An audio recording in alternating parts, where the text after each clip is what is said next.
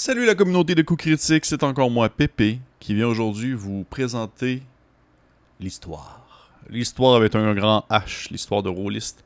Mais non, ne vous inquiétez pas, il ne s'agit pas d'un cours théorique où vous allez devoir par après remplir un questionnaire pour savoir si vous avez bien compris les informations que je vais vous transmettre. Parce que moi-même, le sujet que je m'apprête à vous parler est tout de même quelque chose de bien compliqué, de bien complexe, qui a des racines bien profondes et de l'interprétation bien particulière selon les gens qui se sentent concernés. En fait, aujourd'hui, ce que je viens vous parler, c'est d'un ouvrage récent, mais qui tire ses origines de très loin. Okay? Dans le fond, vous vous rappelez, si on recule dans le temps, vraiment dans le temps, un peu après les dinosaures, mais avant les années 2000, il y avait une époque où, dans le fond, un des seuls jeux qui était disponible sur le marché était Donjons et Dragons. Comprenez? Il y avait eu plusieurs éditions. Aujourd'hui, nous en sommes à la 5e. Il y a eu la version originale qui date des années 70 et tout, et tout, et tout. Mais bien, il y a eu aussi également quelque chose qui a eu un impact assez incroyable sur la popularité du jeu de rôle, sur la popularité de Donjons et Dragons, qui a été, qui a marqué les années comme étant un précurseur du genre et qui a par le fait même créé, si on veut, un précédent en incluant des éléments, on va dire, qui ont perduré avec le temps et qui ont été transférés dans d'autres jeux de rôle, comme par exemple les points d'expérience, l'initiative, etc., etc., etc. Et je parle ici du BX, c'est-à-dire Basic Expert. Donjon Dragon BX que plusieurs ont possédé chez soi, la fameuse boîte rouge qui a eu, comme je le dis, une popularité flamboyante et qui est demeurée, avec les années, excessivement populaire dans de nombreux foyers, chez de nombreux rôlistes, mais qui pourrait, et on s'entend, je dis bien pourrait, c'est pas nécessairement le cas, être un peu plus compliqué ou du moins difficile d'accès pour des gens qui n'ont pas nécessairement baigné dans cette prémisse, dans ce début de l'ère du jeu de rôle et tout et tout. Donc, il y a eu, au final, avec les années, des gens qui se sont permis, on veut, d'interpréter les règles, de faire des publications maison, des choses qui n'étaient pas nécessairement officielles et tout.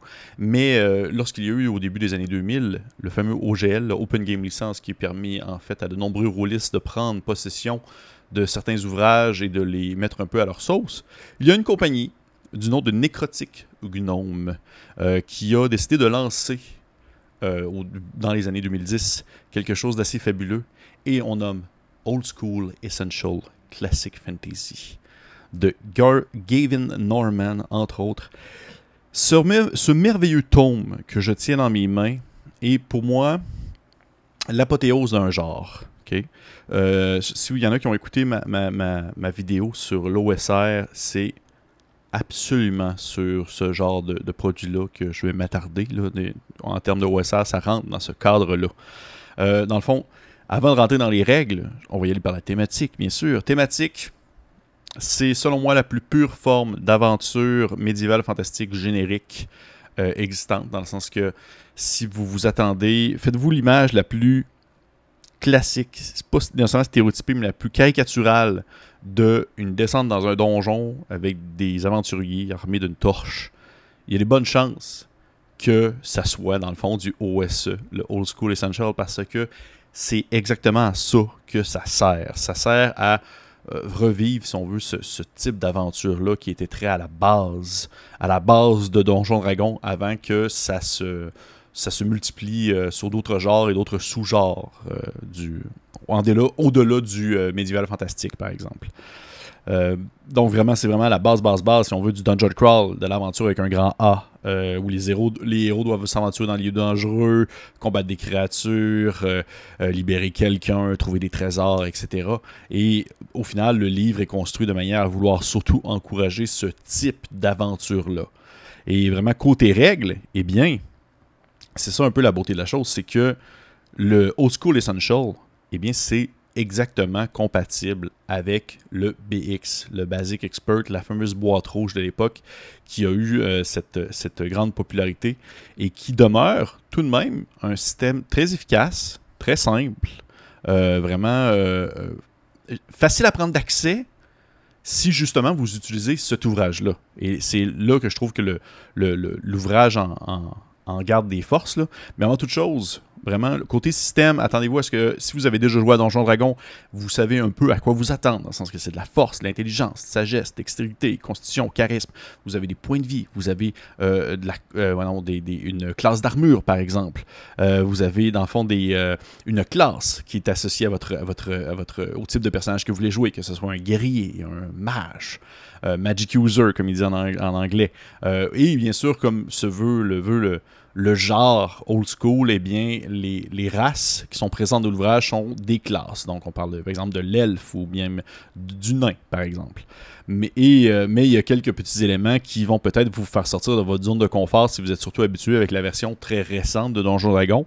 Comme, par exemple, il y a des jets de sauvegarde, mais ils sont très spécifiques, très pointueux à des choses qui étaient surtout mis de l'avant à l'époque, c'est-à-dire, par exemple, des baguettes magiques ou la paralysie, la pétrification. Vous avez un jet de sauvegarde précis contre la pétrification selon la classe que vous jouez.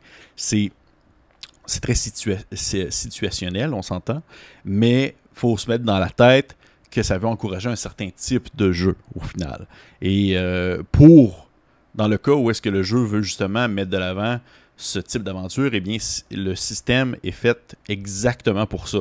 Il y a des règles très simples pour, dans le fond, gérer l'exploration de donjons, les rencontres avec des créatures, les mouvements, les déplacements, la gestion de survie, dans le fond, l'équipement que vous allez garder sur vous, et tout ça. Le système fait en sorte que, un peu à la manière des autres OSR que je pourrais présenter sur la chaîne, Old School Essential mettre de l'avant des personnages qui sont moins, je dirais, tournés vers des capacités surhumaines, de l'accomplissement de choses impossibles ou l'utilisation de pouvoirs qui n'est pas nécessairement de la magie, là.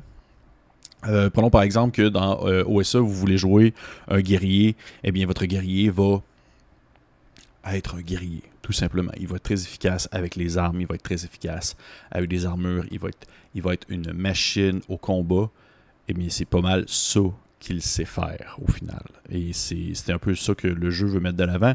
Et c'est un genre, je peux comprendre que ça ne va pas nécessairement plaire à tout le monde, mais ça nous permet d'un peu de se remettre à la base du genre, ainsi, et baser, si on veut, nos réussites, nos actions et nos accomplissements en dehors du cadre qui est régi par les règles et les pouvoirs. Parce que, tout comme bon jeu OSR, eh bien, ça vous encourage plutôt à vous creuser un peu le cerveau et à discuter avec le maître de jeu pour savoir qu'est-ce que vous pourriez faire dans la situation actuelle pour résoudre, si on veut, le problème qui est situé devant vous, au-delà de se référer à un pouvoir ou une compétence, parce qu'il n'y a pas de compétence non plus dans le jeu, ça se limite aux caractéristiques. Et dans le fond, comment ça fonctionne? Eh bien, pour réussir un jet d'une caractéristique, admettons que le DM vous demande un jet de force, eh bien, vous devez lancer en dessous de votre niveau de force pour pouvoir réussir l'action. Bien sûr, quand il s'agit d'une attaque, il faut avoir le plus haut possible. Si vous utilisez la règle optionnelle de la classe d'armure ascendante, c'est-à-dire la règle que vous connaissez sûrement si vous avez joué à Donjons Dragons, la version la plus récente, la 5e, où le CA est situé surtout vers le haut. Mais le jeu présente cette règle-là comme une méthode optionnelle, si on veut. Parce que sinon, il se réfère à un autre style de CA, une classe d'armure que je ne vais pas m'attarder et qui, vous pourriez peut-être connaître sous le nom de TACO et qui demande en fait d'utiliser des chiffres négatifs et d'utiliser une espèce de graphique pour pouvoir calculer, si on veut, votre niveau de réussite selon le jet que vous faites. C'est pas ça que je veux. Pour de vrai, c'est autant il y a beaucoup de choses que j'apprécie du vieux style, autant ça, je ne veux rien savoir de ça. Je m'en contrefous. Et à la base, je vous avouerai que Old School Essential ne m'intéressait pas tant jusqu'à ce que je me fasse dire qu'il existait la règle optionnelle pour pouvoir avoir dans le fond, la classe d'armure ascendante, c'est-à-dire toujours plus haut, et il faut avoir le plus haut sur son jet pour pouvoir toucher l'ennemi, et il faut dépasser dans le fond sa classe d'armure comme on le connaît. C'est ce qui m'a fait faire le petit switch pour pouvoir me dire ok, bon, mais je vais l'essayer, là, je prendrai tout de même le temps. C'est pas, je vais pas m'handicaper parce que justement l'option existe. Et vraiment, la beauté de ce système-là, de ces règles-là, c'est qu'au final, tout est accessible dans ce qui a été fait dans le BX. Donc, tous les vieux modules de l'époque sont à portée de main, que ce soit en PDF ou si jamais vous êtes capable de mettre la main dessus, ou que ceux-ci sont commandés en ligne, par exemple, pour une version imprimée sur demande. Eh bien, c'est à portée de main et vous pouvez, dans le fond, les faire jouer en utilisant OSE plutôt que le Basic Expert. Mais là, vous pourriez me demander, mais pourquoi? Pourquoi est-ce que je jouerais à celui-là? Pourquoi est-ce que je jouerais à celui-là si j'ai, par exemple, la boîte rouge? Pourquoi est-ce que je m'attarderais à relire un système que je connais, mais qui est expliqué dans d'autres mots? Eh bien, c'est justement là la force de ce livre-là. C'est que, comme il est marqué en arrière, il est marqué 100% old school côté règles, 100% design moderne. Et c'est la plus grande force, je trouve, de cet ouvrage-là, c'est que, et là, pour vrai, Nécrotic Gnome, c'est tout à votre honneur pour ce qui est du visuel et du produit en tant que tel, là. La mise en page, le design, la manière que ça a été décortiqué, la manière que c'est expliqué, les termes qui sont utilisés, la formulation, tout ça est mis dans un seul et même objectif, que ça soit le plus accessible possible. Pour vrai, si c'était pas de ce livre-là, je ne pense pas que je me serais attardé à la boîte rouge que malheureusement je n'ai pas connue parce que j'étais trop jeune et que j'irais lire dans le fond des vieux documents qui ont été écrits comme à la machine à écrire avant d'être finalement scannés dans un ordinateur et que les formulations de phrases n'en finissent plus et que ça s'en va peut-être dans d'autres sens et qu'il y a on va dire des contextes et un surplus de paragraphes qui demeurent pas nécessairement obsolètes, mais qui pourraient être on va dire, offrir, peut-être limiter, on va dire, ma motivation à vouloir me lancer plus en profondeur dans l'ouvrage, ben, c'est pour ça que ça existe, ce jeu-là. C'est pour dire à des personnes qui n'ont pas connu cette vieille époque-là, de dire, hey, checkez, le système est accessible, c'est facile à prendre en main, c'est vraiment rapide à prendre en main, tout le monde sait à la base, on va dire vraiment sur le squelette du jeu, c'est comment jouer parce que vous avez déjà joué aux autres versions et tout ça, vous avez déjà une idée de comment ça fonctionne. Et c'est la manière qu'on l'a mis en page, c'est vraiment accessible et vous allez avoir aucun problème à comprendre le jeu. Et c'est vrai, pour vrai. Ça m'a pris un bout de temps avant de le lire et finalement, quand je l'ai lu, j'ai passé au travers puis j'ai fait hey, OK, c'est juste ça. C'est juste ça le jeu. Puis pourtant, c'est simple, c'est efficace. Ça encourage un style qui est un peu plus terre à terre, moins flyé, moins over the top si on veut. Mais ça demeure tout de même que c'est super accessible, c'est super facile à prendre en main. Puis pour moi, c'est la plus grande force du jeu. Côté critique, je dirais que faut aimer un certain retour aux sources, ce que moi j'apprécie beaucoup tout de même. C'est vraiment sa malléabilité, le fait qu'on peut vraiment le tourner, le changer au besoin, lui donner une saveur qui est bien personnelle. Je trouve que c'est un point très positif parce que le système en soi est accessible, le système en soi est gratuit. Et vous pouvez vous-même, si on veut, adapter quelque chose à ce système-là. Et c'est, selon moi, une autre de ses grandes forces, c'est que vous pourriez prendre, par exemple, on a fait pour Co-Critique les donjons critiques, qui sont des donjons qui ont été faits par la communauté et qui n'ont pas nécessairement de système associé à ces donjons-là, ou que s'il y en ont, c'est des systèmes qui sont très simples. Si je voulais faire jouer un donjon critique, eh bien, c'est sûr que je prendrais OSE. C'est sûr, parce que, justement, c'est tellement rapide, c'est tellement facile à incorporer à l'intérieur d'un donjon. C'est fait pour ça. C'est fait pour faire du dungeon crawl, c'est fait pour visiter des lieux humides puis affronter des créatures sans nécessairement se casser la tête ou le bicycle sur des compétences et des pouvoirs. Ça se veut très, on va dire, rapide, justement, à mettre en place. Et pour moi, c'est vraiment, on va dire, c'est une apothéose dans ce sens-là. Je trouve vraiment que ce jeu-là, c'est mon parfait jeu générique si je veux mettre en place une aventure qui n'a pas de système a priori. J'ai lu, par exemple, mettons que je lis un ouvrage qui n'a pas de système, une nouvelle, puis je me dis, hey, ça serait malade que je puisse faire jouer cette nouvelle-là que j'ai lue à quelqu'un. Ben, les bonnes chances que je prenne OSE si c'est à propos. Et par le fait que l'ouvrage, les règles sont, justement, je dirais, accessible à tous, mais c'est possible de pouvoir y rajouter sa saveur parce que tout seul de même, je peux comprendre que ça peut paraître un peu générique, un peu peut-être beige même.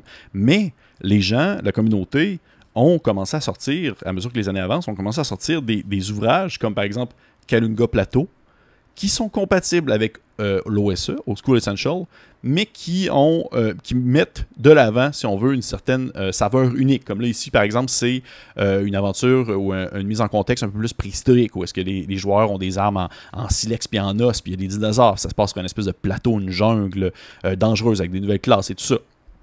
Voyez-vous, ça ne limite pas nécessairement à l'Old School Essential, mais tout demeure compatible ensemble parce que c'est tellement facile à prendre et à modifier qu'il n'y a rien qui donne l'impression que c'est très débalancé, par exemple. Et c'est la même chose pour Planar Compass, qui en a un autre, qui, cette fois-là, on change absolument de registre, à défaut d'être dans un plateau, une jungle préhistorique. Et bien là, nous sommes dans une mer astrale, à un port où, dans le fond, des voyageurs voguent dans l'espace-temps sur des navires pour pouvoir accomplir des missions et autres, et ça rajoute une classe de psionique, entre autres, et d'autres éléments de ce genre-là.